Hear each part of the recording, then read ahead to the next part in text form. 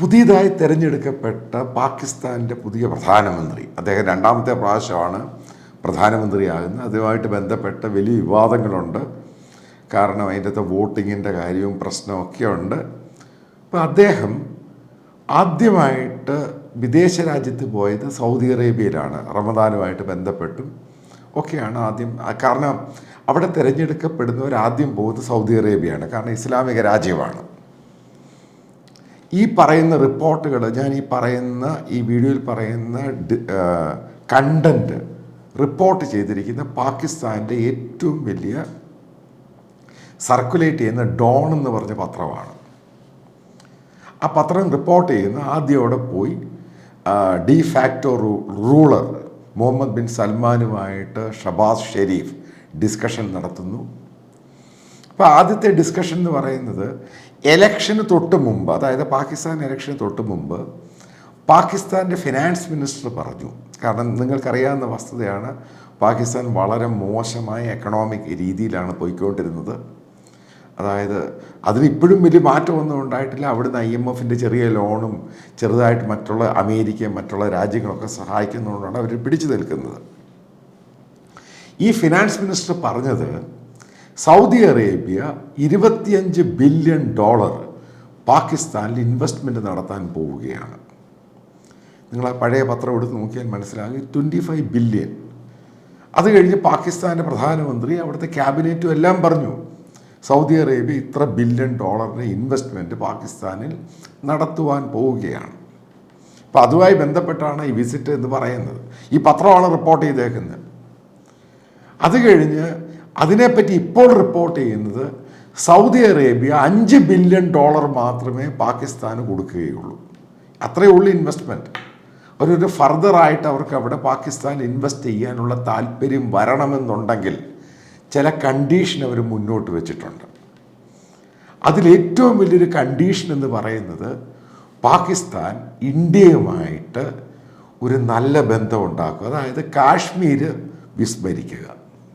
ഇത് ഞാൻ പറഞ്ഞതല്ല, ഡോൺ പത്രം റിപ്പോർട്ട് ചെയ്തേക്കുകയാണ്. അതായത് സൗദി അറേബ്യ വളരെ കൃത്യമായിട്ട് പാകിസ്ഥാന് നിർദ്ദേശം കൊടുത്തു. അതായത് കാശ്മീർ ഇഷ്യൂവായിട്ട് ബന്ധപ്പെട്ട് നിങ്ങൾ ഇന്ത്യയുമായിട്ട് ഡിസ്കഷൻ നടത്തണം.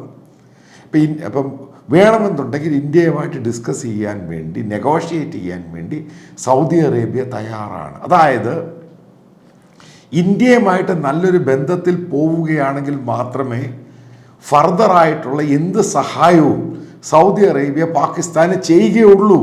അതായത് ഡി ഫാക്ടോ റൂളർ വളരെ കൃത്യമായിട്ടാണ് പറഞ്ഞേക്കുന്നത്. അപ്പോൾ എന്താ ഇത് മുന്നോട്ടുള്ള ഫർദർ പ്രശ്നം എന്താ, ഇതിൻ്റെ ഇഷ്യൂ എന്തുവാ? അത് കഴിഞ്ഞ് മുഹമ്മദ് ബിൻ സൽമാനെ കോട്ട് ചെയ്ത് ഡോൺ പത്രം റിപ്പോർട്ട് ചെയ്യുകയാണ്, ഇന്ത്യയിൽ അവർ 100 ബില്യൻ്റെ ഇൻവെസ്റ്റ്മെൻറ്റ് നടത്തിക്കൊണ്ടിരിക്കുകയാണ്.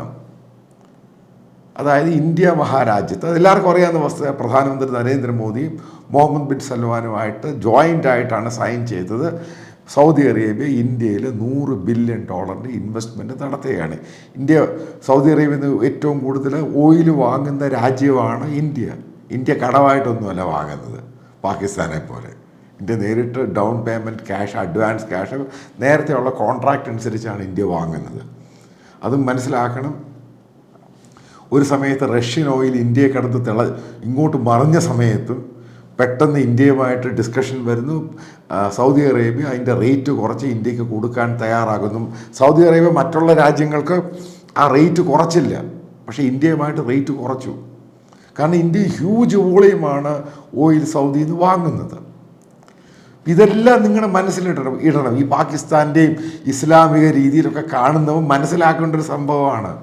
ഏത് രീതിയിലാണ് സൗദി അറേബ്യ, അതായത് നരേന്ദ്രമോദി നയിക്കുന്ന ഇന്ത്യയെ കാണുന്നത്? വളരെ കൃത്യമായിട്ടാണ് ഡോൺ പത്രം റിപ്പോർട്ട് ചെയ്തത്. അതായത് ഇവർക്ക് ഈ പറയുന്ന സൗദി അറേബ്യക്ക് ഇസ്ലാമിക രാജ്യം പ്രേമവും കുണാപ്പും കോപ്പും ഒന്നുമില്ല. അവർക്ക് പക്കാ കച്ചവടമാണ് പ്രശ്നം. കാരണം ആ രാജ്യം അങ്ങോട്ടാണ് പോകുന്നത്. കാരണം ഇസ്ലാമിൽ നിന്ന്, വഹാബിസിൽ നിന്ന്, സലഫിസിൽ നിന്ന് ആ രാജ്യം മാറുകയാണ്. പിന്നീട് ആ പത്രം റിപ്പോർട്ട് ചെയ്യുന്നത് സമാധാനം ഉണ്ടായിരിക്കണം. കാരണം പാകിസ്ഥാൻ അതില്ല. അവിടെ സലഫിസവും വഹാബിസവും തിളച്ചു മറിഞ്ഞ് ഭീകര സംഭവം ഉണ്ടായിക്കൊണ്ടിരിക്കുകയാണ്. കാരണം അതിലോട്ട് പോകാൻ പറ്റില്ല. അതുമായിട്ട് ഇന്ത്യയുമായിട്ട് നല്ല ബന്ധത്തിൽ പോകണം. ഇതിൻ്റെ വെളിച്ചത്തിൽ തന്നെയാണ് ന്യൂസ് വീക്കിന് കൊടുത്ത ഇൻ്റർവ്യൂവിൽ പ്രധാനമന്ത്രി പറഞ്ഞ് പാകിസ്ഥാനുമായിട്ട് ചർച്ച ചെയ്യാൻ തയ്യാറാണ്.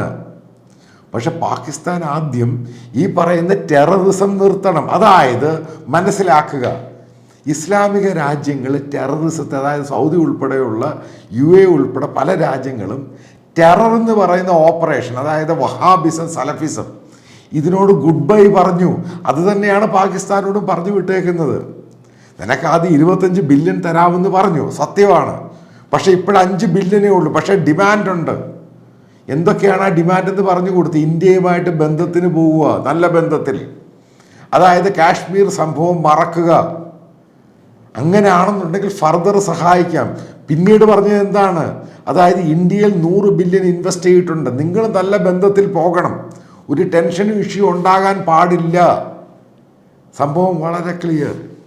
ഇവിടെയാണ് ഇസ്ലാമിക ലോകത്തെ സ്നേഹിക്കുകയും പാകിസ്ഥാനെ പ്രേമിക്കുകയും ചെയ്യുന്നതിന് കൊടുത്ത അടിയാണിത്. മുഹമ്മദ് ബിൻ സൽമാൻ, അതാ സൗദി അറേബ്യ കഴിഞ്ഞിട്ടേ ഉള്ളൂ മറ്റുള്ള ഏത് രാജ്യങ്ങൾ ഇസ്ലാം എന്ന് പറയുന്നത്. അതാണ് ഇവർ തന്നെ പറയുന്നത്. ഇതിൽ നിന്നൊക്കെ എന്താണ് മനസ്സിലാക്കേണ്ടത്? അതായത് സൗദിയിലുണ്ടായ വലിയ മാറ്റത്തിൻ്റെ ഓരോ ചുവടുവെപ്പാണിത്. കാരണം അങ്ങനൊന്നും ഇസ്ലാമൊന്നും പറഞ്ഞു പോയി കഴിഞ്ഞാൽ അവളെ സഹായമൊന്നും കൊടുക്കുകയൊന്നുമില്ല. ഇത് പക്കാ കച്ചവടമാണ്, ബിസിനസ്സാണ്. ആ ബിസിനസ്സിന് അവരുടെ സ്റ്റെബിലിറ്റി ആവശ്യമാണ്. ടെൻഷൻ ഇല്ലാതെ പോകണം. ആ രാജ്യത്തെ സഹായിക്കാൻ സൗദി തയ്യാറാണ്. പക്ഷെ കണ്ടീഷൻ മുന്നോട്ട് വെച്ചു. ആ കണ്ടീഷൻ അനുസരിച്ച് മുന്നോട്ട് പോവുകയാണെങ്കിൽ മാത്രമേ ഫർദറായിട്ടുള്ള സഹായം ചെയ്യുകയുള്ളൂ. സിമ്പിളായിട്ട് പറയാം, ഈ വർഗീയ സംഭവം ഇസ്ലാമിക സംഭവമൊക്കെ പറഞ്ഞു നടക്കുന്നവൻ്റെ തലക്കടിച്ച കൊട്ടാണ് ഡോൺ പത്രം റിപ്പോർട്ട് ചെയ്ത്, പാകിസ്ഥാൻ പത്രം റിപ്പോർട്ട് ചെയ്ത് വെക്കുകയാണ്. ഇനി ഏത് രീതിയിലായിരിക്കും ഇനിയും ഇസ്ലാമാബാദ് മുന്നോട്ട് പോകുന്നത്? അതാണ് ചില പത്രങ്ങൾ റിപ്പോർട്ട് ചെയ്യാൻ തുടങ്ങി.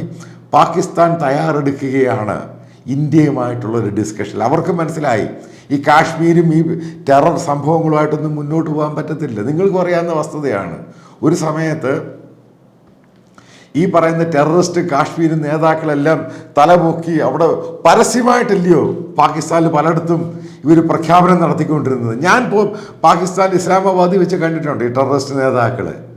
പരസ്യമായിട്ടാണ്, അവർക്ക് പ്രശ്നമൊന്നുമില്ല. ഒറ്റ ഒരുത്തിനെ ഇന്ന് കാണാനില്ല.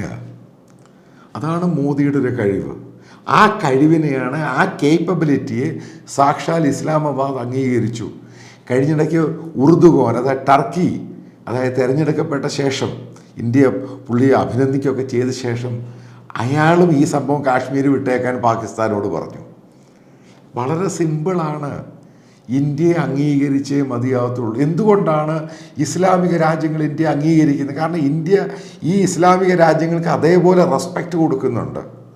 മറ്റുള്ള യൂറോപ്യൻ രാജ്യങ്ങൾ കൊടുക്കുന്ന പോലല്ല, ഇന്ത്യ അതേപോലെ തന്നെയാണ് അവരോട് റെസ്പെക്റ്റും സെയിം പ്ലാറ്റ്ഫോമിൽ പെരുമാറുകയും ട്രേഡ് നടത്തുകയും ചെയ്യുന്നത്. അതുകൊണ്ടാണ് UAE ഇന്ത്യയും തമ്മിലുള്ള എക്കണോമിക് കോറിഡോർ, അതിൻ്റെ ഡിസ്കഷൻ സൈനിങ് നടന്നു കഴിഞ്ഞു. ഇതാണ് റീസൺ.